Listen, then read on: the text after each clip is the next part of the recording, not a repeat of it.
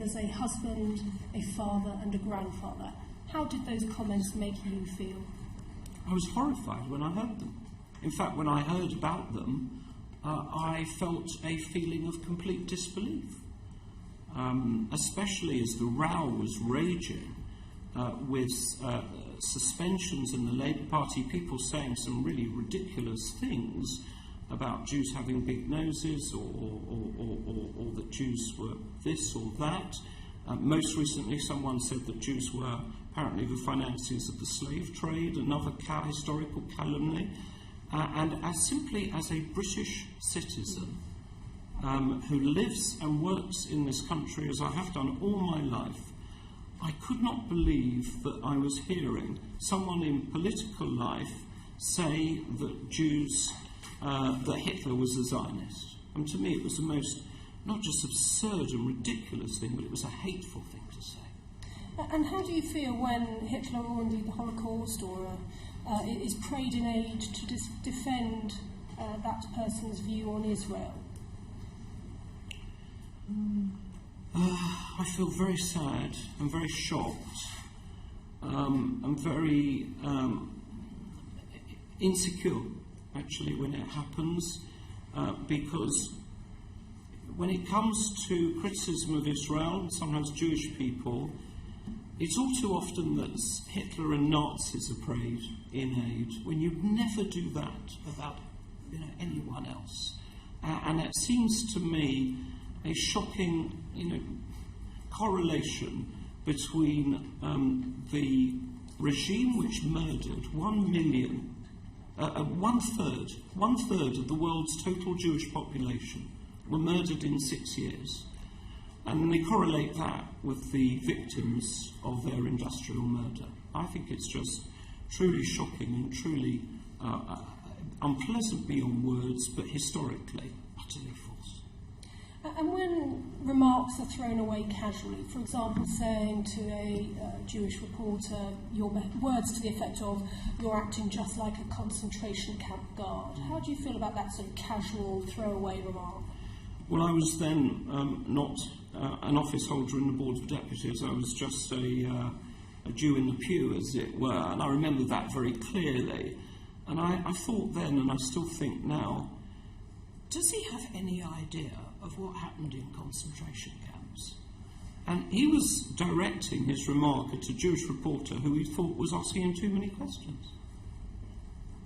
I'm going to move now, if I may, please, to the Labour review. Shami Chakrabarti, former Director of Liberty, is conducting the Labour Party review into anti-Semitism, and she joined the Labour Party on the day she was commissioned to carry out this piece of work, and has, I think, said something along the lines of she considers herself to be working for and in the best interests of the Labour Party. Will you and the Board of Deputies have faith in that review? We do have faith in it at the moment. We feel some conflicting emotions about her decision to join the party. She explained to us this morning that she felt that if she hadn't done that, people might accuse her of having different party political affiliations and therefore some acts to grind. That was her justification. In the end, whether we have faith in her review will depend on its outcome. We've done our best to set out our side of the arguments, and as I say, we wait with anticipation and we place our confidence in the results, and we hope that confidence will not be misplaced. Would it not be better to have someone who is independent of any political party, who isn't a member of any political party whatsoever? Well, I think that's a very strong argument, but this is a Labour Party problem, and it's for the Labour Party to resolve. We hope they get it right. If we think that it's not been got right, of course, we'll be free to say so. Thank you. Thank you. Tim Lawton and then Nusrat Ghani.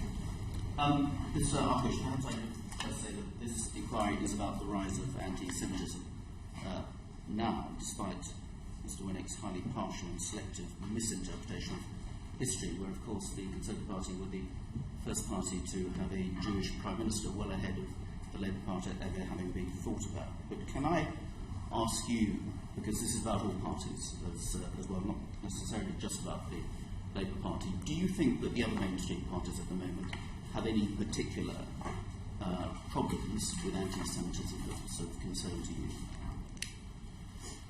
No. There was a Conservative councillor in Bradford recently who was alleged to have made a racist comment, who was promptly suspended. We've certainly seen some occasions in the past with the Liberal Democrats where they had some personalities, no longer, I think, elected members, who said some quite dreadful things, and we were very concerned about the culture within the Liberal Democrats. That was not long ago. Lately, the focus has been on statements made by people who are clearly members of Labour. So there's no particular and certainly strategic anti-Semitism present in other parties that's manifested itself, or certainly that has not been dealt with on individual incidents fairly swiftly. I think that's right. So why do you think there is such a problem within the Labour Party at the moment? Well, I guess that if the party has grown with an enormous influx of new members who took advantage of a scheme to join the party for a very insignificant amount of money, that perhaps some people were tempted to join the party who may or may not be genuinely reflective of party policy. But I think it's mainly, as I said, the election of a leader who is associated with the Palestine Solidarity Campaign, with Stop the War, with a very, very hostile position on Israel, very well known and well publicised, and someone who has thought it appropriate to meet here in the democratic mother of parliaments with terrorist organisations whose stated mission in life is to kill as many Christians and Jews as possible, has clearly sent the wrong sort of message to some people. But do you think it goes beyond just a recent infiltration, which is what the report suggested? Do you think there was a problem with systemic anti-Semitism amongst those people who were involved, members, elected by the Labour Party before the current leadership? Only in the far left, and that wasn't a dominant strain in the party. But it was there. And what do you think the impact in society as a whole is when you see people who are in positions of office, of power, of affiliation to a mainstream political party, when they hear quotes which give a very, very prejudiced impression of members of the Jewish community, which may or may not, in its extremes, manifest itself in violence, graffiti, intimidation. But actually, do you think there's deep down there's a more insidious poison that's affecting our community when certainly impressionable people hear these sorts of things coming out of the mouths of those sorts of people? Well, let me give you the example of Labour members of Parliament Luciana Berger, Louise Ellman. Labour members of Parliament, in Louise Ellman's case, have long and distinguished standing in Liverpool.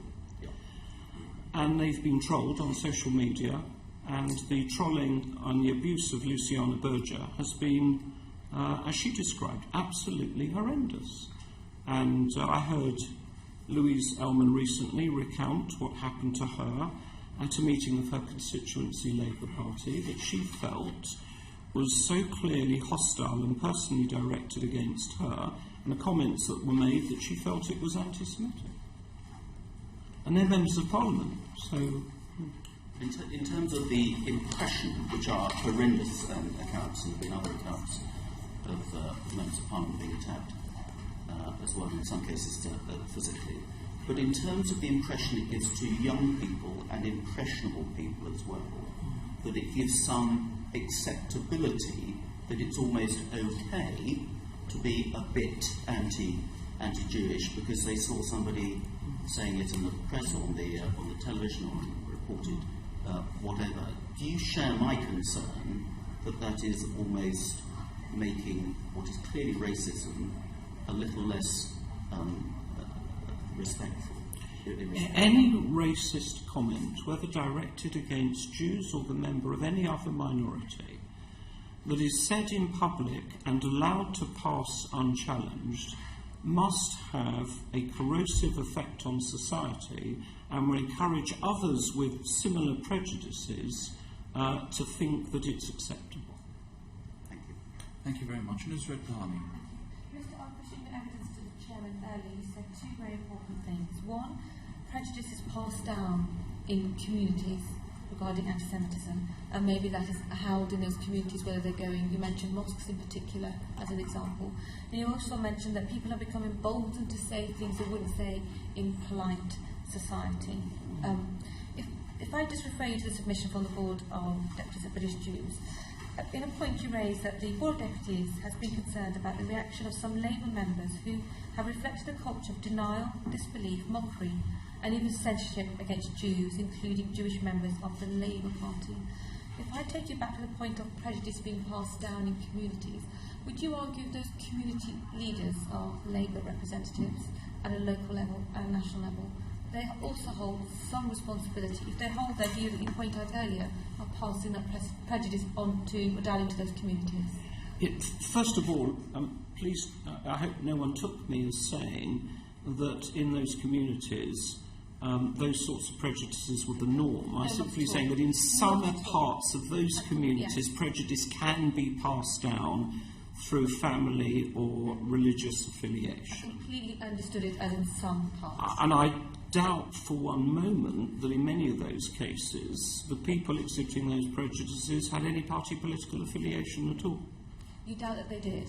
In many cases I would have thought they had no party political affiliation. Let me say, for example, during the Gaza campaign there were huge marches that took place in British cities, including in London.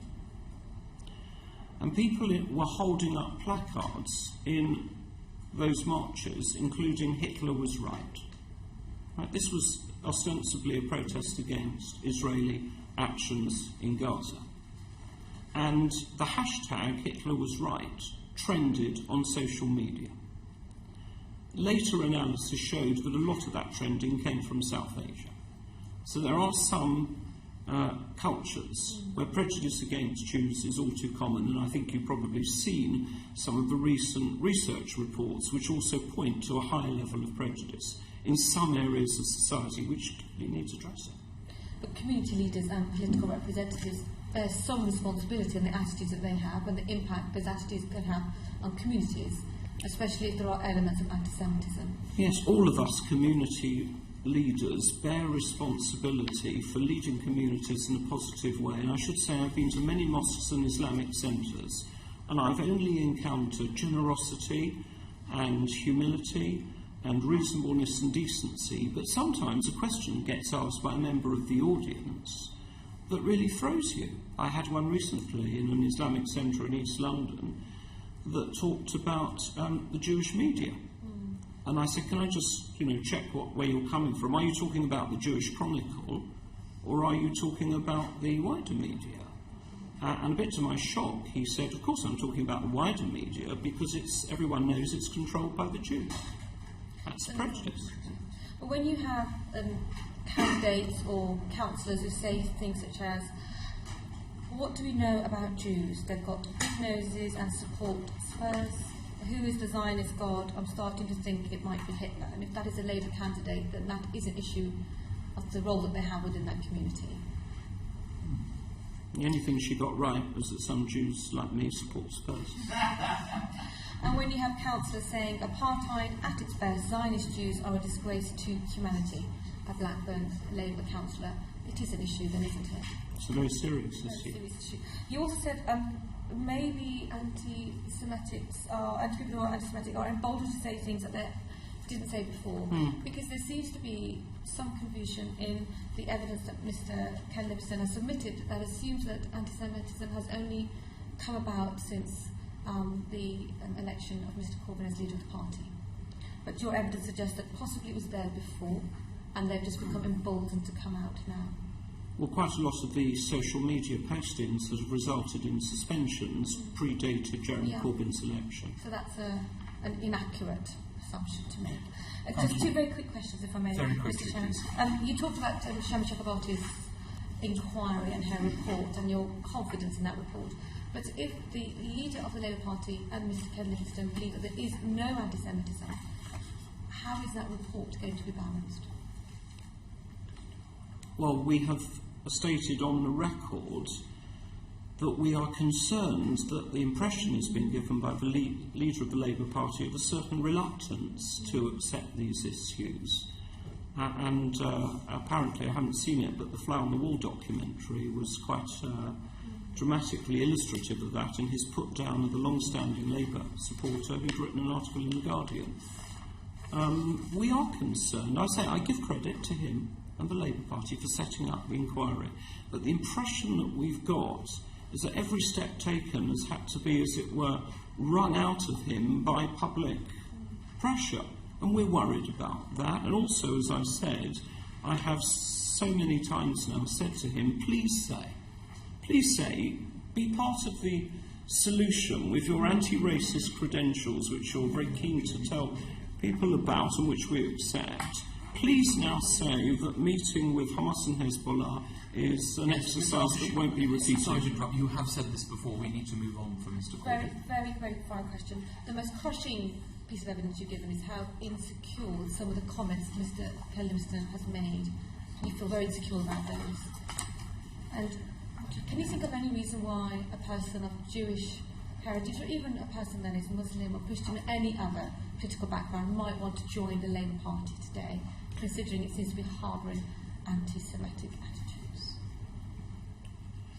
I don't know if that's a question for me, really. I suppose people have to make up their mind whether they align with the policies of the political party. I can see that some people may decide to join a Labour Party in order to fight racism. Thank you. Thank you very much. Chuka Munna and then finally James Berry. Thank you very much for giving us evidence today. I've been a member and activist of the Labour Party for almost 20 years, and I just want to assure you that the picture that has been painted of the Labour Party and its members, based on the evidence you have just heard, does not reflect what my party is about or what the members who do the work, who turn up to the meetings and campaign for what we believe, what they believe in.